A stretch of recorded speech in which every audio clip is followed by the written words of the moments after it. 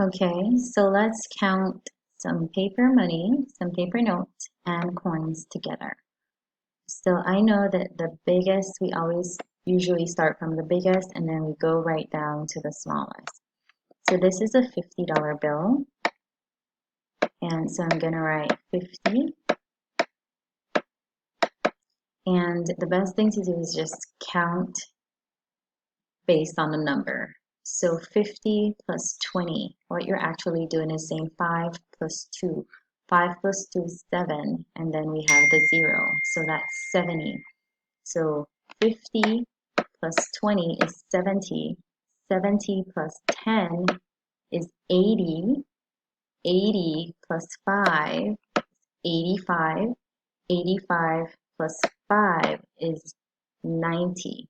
So from here all the way up to here gives us $90, right? $90. Now we can continue counting from 90. 92.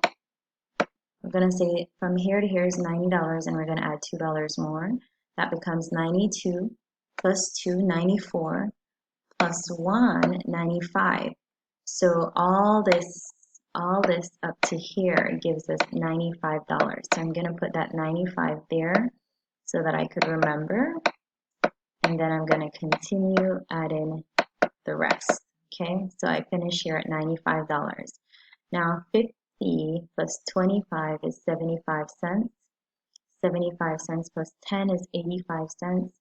85 plus 5 is 90 cents. 90 plus 5 is 95, and 95 plus 5 makes 100. So we know that from here to here makes 100, and if it's 100, then it becomes $1. So I'm going to put $1 there, and then we have 1 single cent left.